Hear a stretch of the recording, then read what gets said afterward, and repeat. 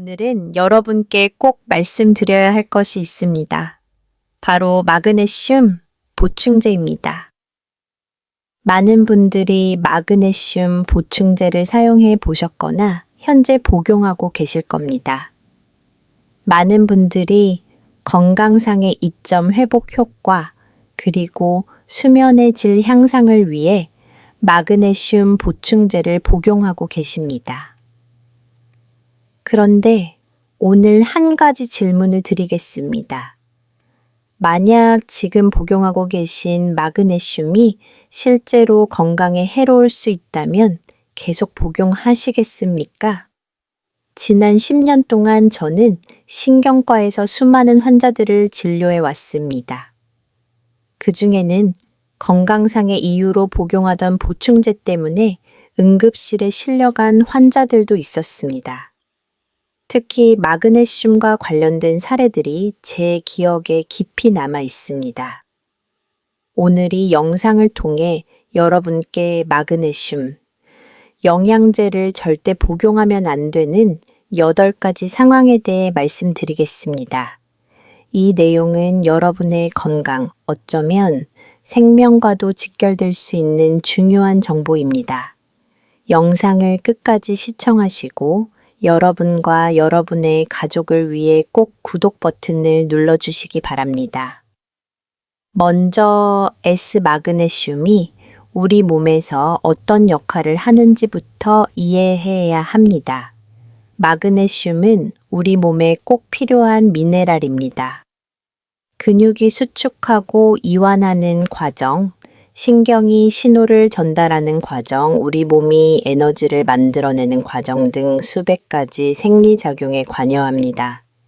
그래서 많은 분들이 마그네슘을 건강보조제로 선택하시는 것이죠.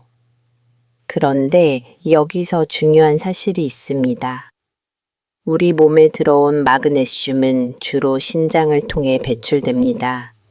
신장이 정상적으로 작동할 때는 과도한 마그네슘이 소변으로 자연스럽게 빠져나가면서 적절한 농도가 유지됩니다. 마치 데미물의 양을 조절하듯이 심장이 마그네슘의 양을 조절하는 것이죠. 하지만 만약 이 배출 시스템에 문제가 생긴다면 어떻게 될까요? 마그네슘이 체내에 점점 쌓이기 시작합니다. 혈액 속 마그네슘 농도가 정상 범위를 넘어서게 되는 것이죠.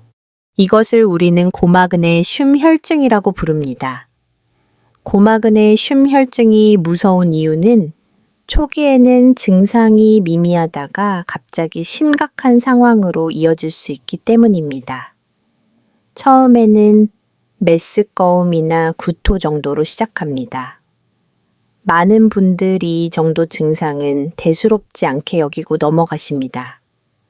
그런데 마그네슘 농도가 계속 올라가면 근육에 힘이 빠지기 시작합니다.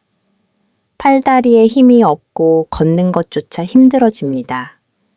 더 심해지면 호흡을 담당하는 근육까지 영향을 받아 숨쉬기가 어려워질 수 있습니다.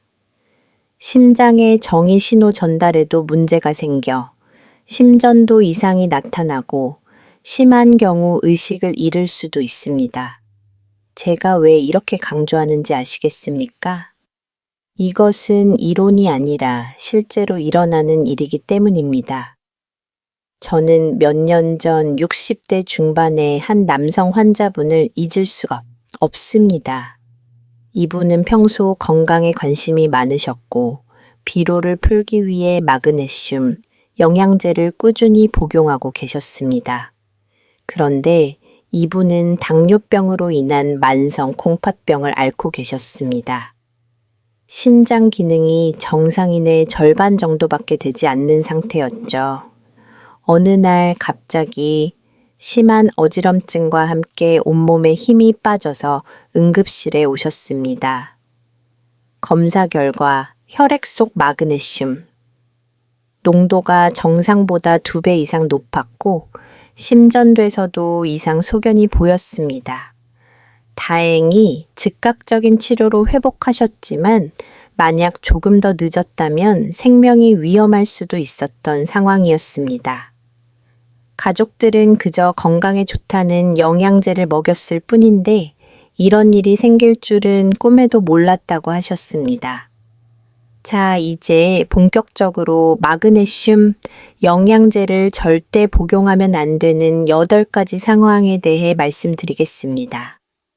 첫 번째는 신장 기능이 저하된 경우입니다. 만성 콩팥병이나 신부전을 앓고 계신 분들이 여기에 해당합니다. 앞서 말씀드린 것처럼 마그네슘은 주로 신장을 통해 배출됩니다.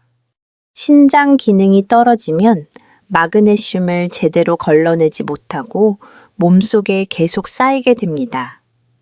정상인에게는 안전한 용량도 신장 기능이 저하된 분들에게는 위험할 수 있습니다.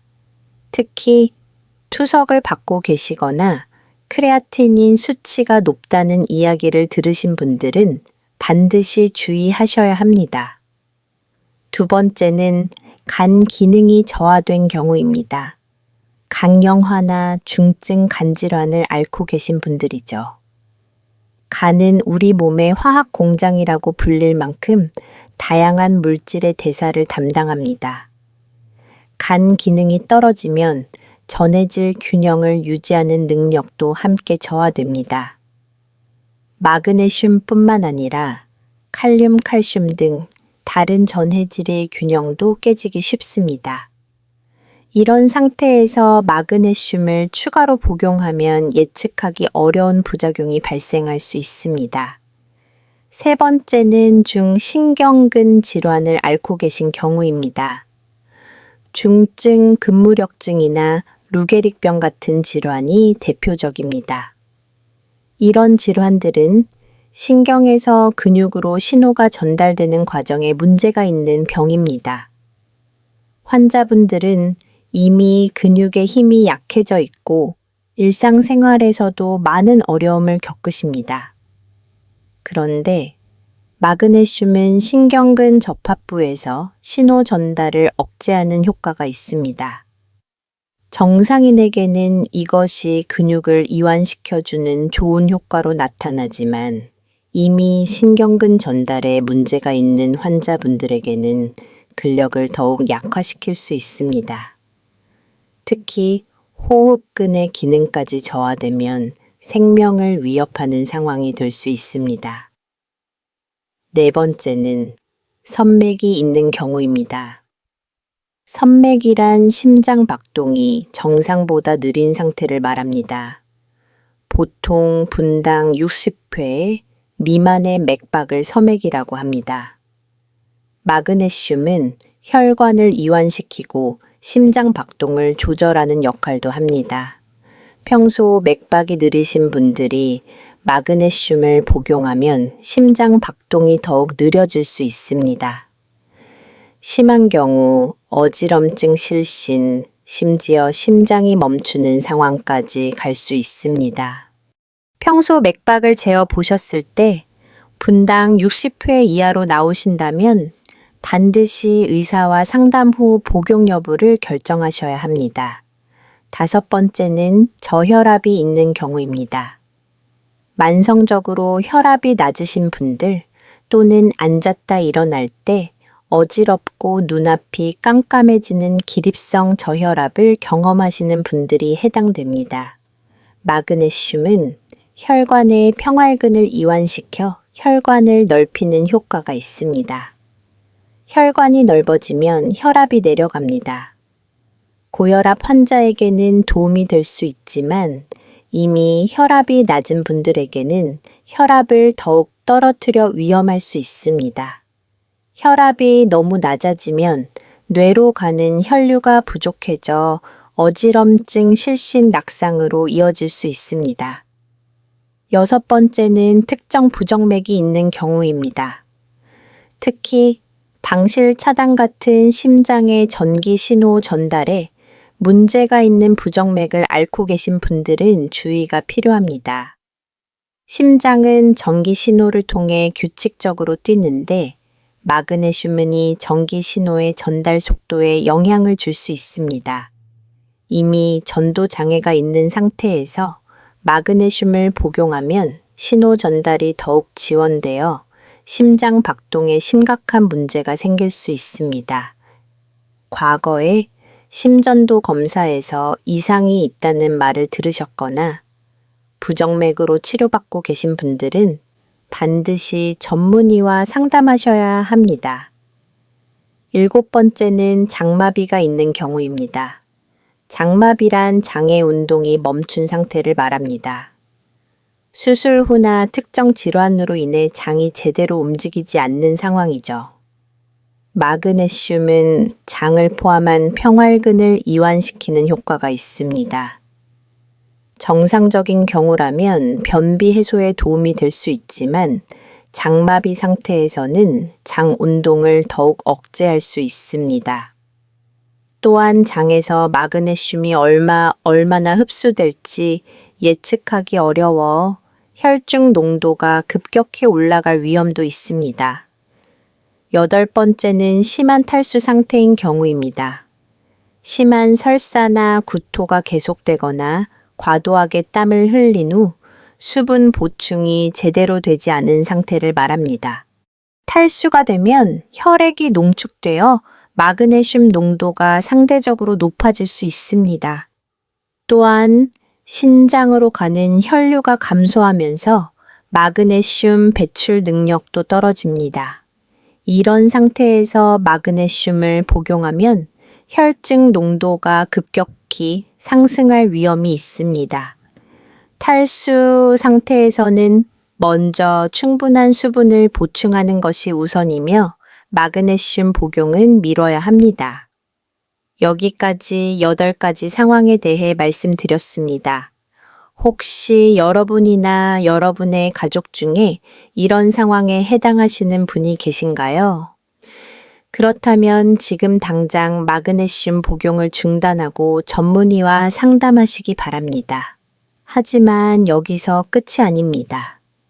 이 8가지 상황에 해당하지 않더라도 주의해야 할 점들이 더 있습니다.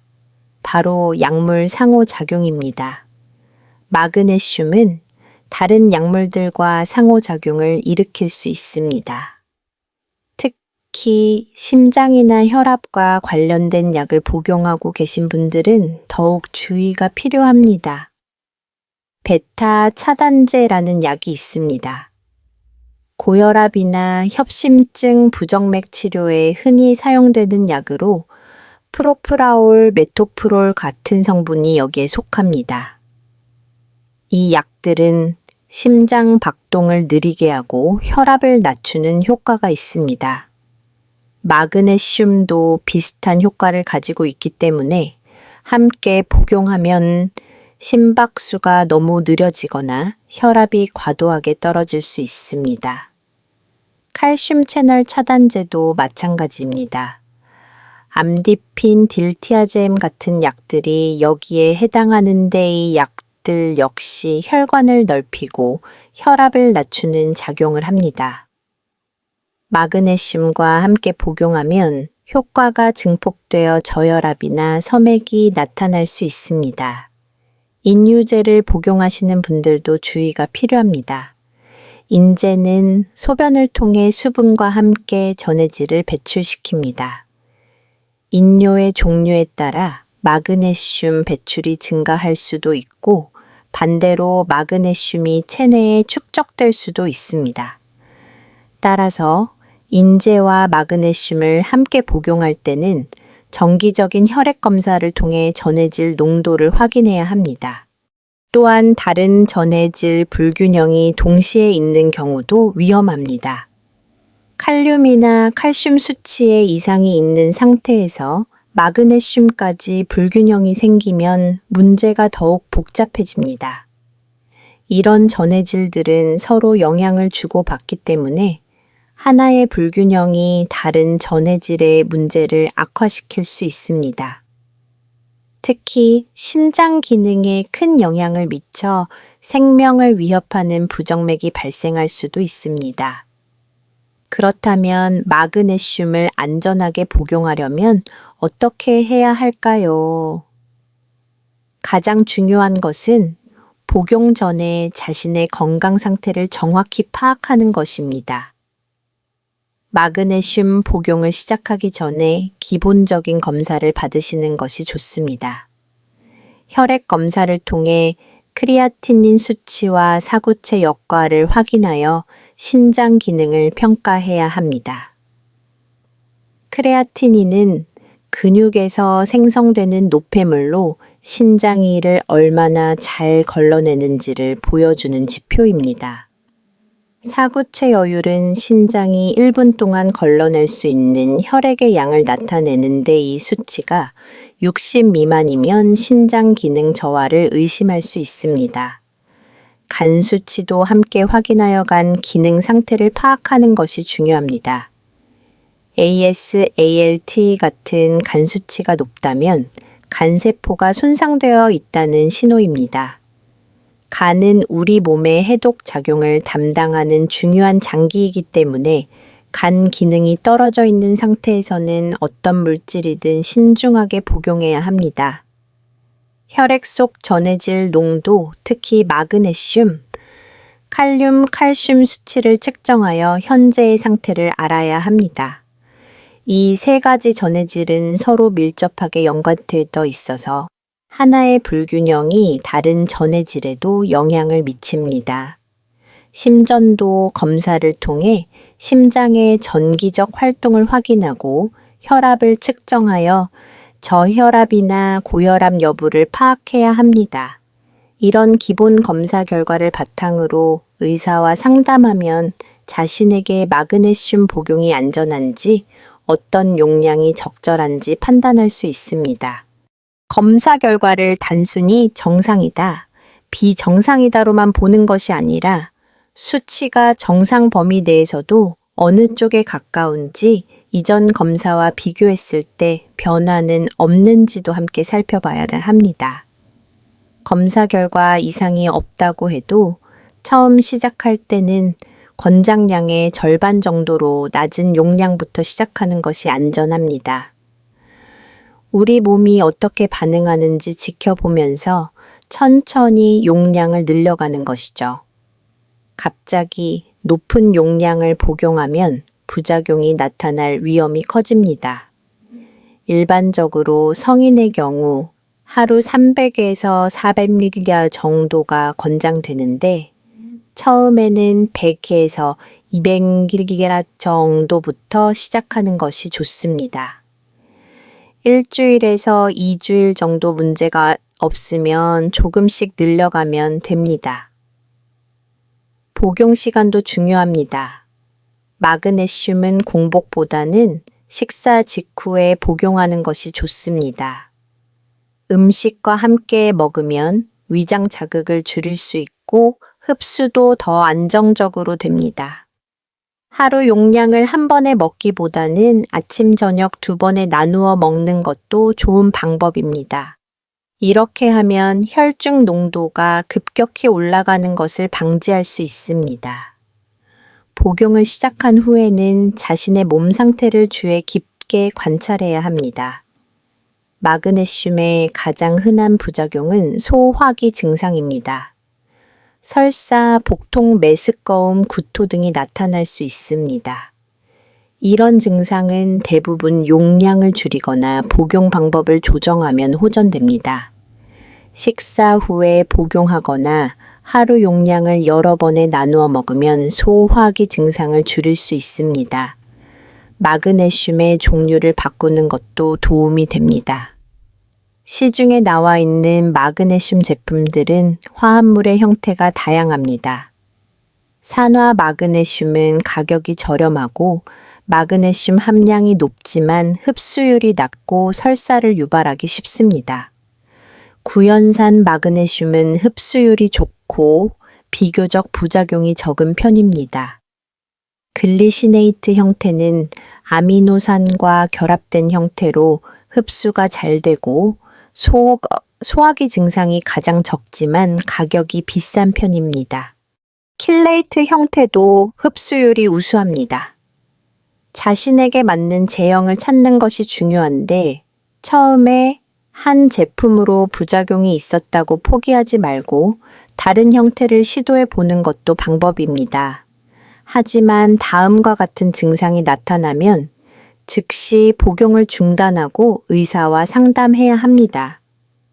치안 근력 저하로 평소처럼 걷거나 물건을 들기 어려운 경우, 호흡이 힘들어지거나 숨이 가빠지는 경우, 심한 어지럼증이나 실신할 것 같은 느낌이 드는 경우, 심장이 불규칙하게 뛰거나 심하게 느리게 뛰는 경우, 의식이 흐려지거나 멍한 느낌이 지속되는 경우입니다. 이런 증상들은 혈중 마그네슘 농도가 위험 수준으로 올라갔을 가능성을 시사합니다. 방치하면 생명이 위험할 수 있으므로 즉각적인 의료 조치가 필요합니다. 마그네슘을 장기간 복용할 계획이라면 정기적인 검사도 필수입니다. 일반적으로 건강한 사람의 경우 6개월에서 12개월마다 한 번씩 혈액 검사를 받아 신장 기능 전해질 농도 간 기능을 확인하는 것이 좋습니다. 하지만 앞서 말씀드린 위험 요인이 있는 분들은 더 자주 경우에 따라서는 1개월에서 3개월마다 검사를 받아야 할 수도 있습니다. 특히 60세 이상 고령자의 경우 신장 기능이 서서히 떨어지는 것이 자연스러운 노화 과정이기 때문에 더 자주 모니터링이 필요합니다. 당뇨병이나 고혈압을 앓고 계신 분들도 이런 질환 자체가 신장에 부담을 주기 때문에 3개월에서 6개월마다 검사를 받는 것이 안전합니다. 다른 약물을 새로 시작하거나 건강 상태에 변화가 생겼을 때는 예정보다 빨리 검사를 받는 것이 안전합니다. 예를 들어 새로운 혈압약을 처방받았다면 한 달 정도 후에 전해질 검사를 해보는 것이 좋습니다. 복용 중인 약에 대해서도 꼼꼼히 확인해야 합니다. 병원에서 처방받은 약뿐만 아니라 약국에서 산 일반 의약품, 다른 영양제나 건강기능식품 한약 등 모든 것을 포함합니다. 자신이 무엇을 먹고 있는지 정확히 알고이 목록을 의사나 약사에게 보여주어 마그네슘과의 상호작용 가능성을 확인해야 합니다. 많은 분들이 영양제나 건강기능식품은 약이 아니라고 생각하여 의사에게 말하지 않는 경우가 있는데 이것이 큰 문제를 일으킬 수 있습니다. 여기서 특별히 주의해야 할 상황이 하나 더 있습니다. 혼자 사시는 고령자나 만성질환을 앓고 계신 분들의 경우입니다. 이런 분들은 갑자기 증상이 악화되어도 즉시 도움을 받기 어려울 수 있습니다. 따라서 마그네슘을 복용한다는 사실과 주의해야 할 증상들을 가족이나 가까운 사람에게 미리 알려두는 것이 중요합니다. 정기적으로 안부를 확인하고 이상 증상이 나타나면 즉시 병원에 갈 수 있도록 준비해 두어야 합니다. 또 한 가지 꼭 기억하셔야 할 것이 있습니다. 탈수 상태일 때는 절대 마그네슘을 복용하면 안 됩니다. 심한 설사나 구토가 있을 때, 더운 날씨에 땀을 많이 흘렸을 때, 술을 많이 마신 다음 날 등 탈수가 의심되는 상황에서는 복용을 중단해야 합니다. 이럴 때는 먼저 충분한 수분을 보충하는 것이 우선입니다. 물이나 이온 음료를 마시고 심한 경우 병원에서 수액 치료를 받은 후에 몸 상태가 회복되면 그때 다시 복용을 시작하는 것이 안전합니다. 자, 이제 진료실에서 제가 환자분들께 꼭 확인해 드리는 질문들을 여러분과 공유하겠습니다.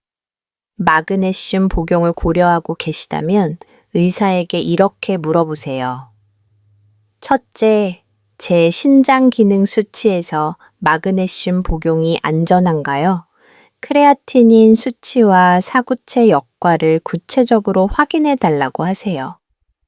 검사 결과지를 받아서 보관해 두는 것도 좋습니다. 나중에 다른 병원을 방문하거나 건강 상태를 비교할 때 유용하게 쓰일 수 있습니다. 둘째, 제가 지금 복용 중인 약들과 마그네슘의 상호작용 위험이 있나요? 복용 중인 모든 약 목록을 보여주며 물어보세요. 처방약뿐만 아니라 일반 의약품, 다른 영양제, 한약까지 모두 포함해야 합니다. 스마트폰에 복용 중인 약 사진을 찍어두거나 메모해 두면 진료에 편리합니다. 약 이름이 기억나지 않는다면 약국에서 받은 약 봉투를 가져가는 것도 방법입니다. 셋째, 제 심전도나 맥박 상태 때문에 마그네슘 복용을 피해야 하나요? 특히 서맥이나 부정맥이 있다면 반드시 확인하세요. 평소 맥박이 느린 편이거나 가슴이 두근거리는 증상이 있었다면 꼭 말씀드려야 합니다. 심전도 검사를 최근에 받지 않았다면 새로 찍어보는 것을 권합니다. 넷째, 만약 복용한다면 하루에 몇 밀릭부터 시작하는 것이 좋을까요? 어떤 제형이 제게 가장 적합한가요? 산화 마그네슘, 구연산 마그네슘, 글리시네이트 등 여러 종류가 있으니 자신에게 맞는 것을 선택해야 합니다. 의사나 약사에게 각형의 장단점을 자세히 물어보세요. 가격, 흡수율, 부작용 등을 종합적으로 고려해서 결정하는 것이 좋습니다. 다섯째, 얼마나 자주 혈액 검사나 심전도 검사를 받아야 하나요? 정기 검사 일정을 미리 정해두는 것이 좋습니다. 달력에 표시해 두거나 스마트폰 알람을 설정해서 잊지 않도록 하세요. 검사 시기를 놓치면 위험한 상황을 조기에 발견하지 못할 수 있습니다. 여섯째, 어떤 증상이 나타나면 즉시 복용을 중단하고 병원에 와야 하나요? 위험 신호를 명확히 알아두어야 합니다. 이런 증상들을 메모해 두거나 가족들과도 공유하는 것이 좋습니다. 특히 혼자 사시는 분들은 이웃이나 친구에게도 알려두면 도움이 됩니다. 이런 질문들에 대한 답을 들으면 자신에게 마그네슘이 정말 필요한지 안전하게 복용할 수 있는지 판단할 수 있습니다. 의사와의 상담은 단순히 허락을 받는 과정이 아니라 자신의 건강을 지키기 위한 필수적인 과정입니다. 지금까지 긴 이야기를 들어주신 여러분께 진심으로 감사드립니다. 오늘 말씀드린 내용을 다시 한번 정리해 드리겠습니다. 마그네슘은 분명히 우리 몸에 필요하고 많은 사람들에게 도움이 되는 영양소입니다. 하지만 모든 사람에게 다 좋은 것은 아닙니다. 신장 기능이 떨어져 있거나 간에 문제가 있거나 중경근 질환을 앓고 있거나 심장 박동이 느리거나 혈압이 낮거나 특정 부정맥이 있거나 장 운동이 멈춘 상태거나 심한 탈수 상태라면 마그네슘이 오히려 여러분의 건강을 위협할 수 있습니다. 복용하기 전에는 반드시 혈액 검사와 심전도 검사를 받아 자신의 상태를 확인해야 합니다. 복용 중인 모든 약과 영양제를 의사나 약사에게 알려 상호작용 가능성을 확인해야 합니다. 시작할 때는 낮은 용량부터 천천히 그리고 몸의 반응을 주의 깊게 관찰하면서 복용해야 합니다. 이상 증상이 나타나면 즉시 중단하고 의료기관에 방문해야 합니다. 건강은 무엇과도 바꿀 수 없는 소중한 것입니다. 건강에 좋다고 알려진 것이라도 자신에게는 독이 될 수 있다는 사실을 꼭 기억하세요. 이것은 비단 마그네슘에만 해당되는 이야기가 아닙니다. 모든 영양제, 건강기능식품, 심지어 음식도 마찬가지입니다. 다른 사람에게 아무리 좋았다고 해도 나에게는 해로울 수 있습니다. 여러분은 여러분 건강의 주인입니다. 주변의 말에 휩쓸리지 말고 정확한 정보를 바탕으로 현명한 선택을 하시기 바랍니다. 텔레비전 건강 프로그램에서 좋다고 했다고, 인터넷 광고에서 효과가 있다고 했다고, 이웃이 먹고 좋았다고 했다고 무작정 따라하지 마세요. 그 사람들과 여러분의 몸 상태는 다릅니다. 특히 이미 만성질환으로 치료받고 계시거나 여러 가지 약을 복용 중이시라면 더욱 신중해야 합니다. 저는 진료실에서 환자분들께 항상 이렇게 말씀드립니다. 건강을 지키는 가장 좋은 방법은 자신의 몸을 이해하고 몸이 보내는 신호를 듣고 필요할 때 전문가의 도움을 받는 것이라고요. 영양제 하나를 먹더라도 내 몸 상태를 먼저 확인하고 정말 필요한지 생각해보고 안전하게 복용하는 것이 중요합니다. 오늘 이 영상이 여러분과 여러분의 가족 그리고 주변 소중한 분들의 건강을 지키는데 도움이 되었으면 좋겠습니다. 혹시 주변에 마그네슘, 영양제를 드시는 분이 계시다면이 영상을 꼭 공유해 주세요. 특히 고령의 부모님이나 만성질환을 앓고 계신 가족이 계시다면 더욱 그렇습니다.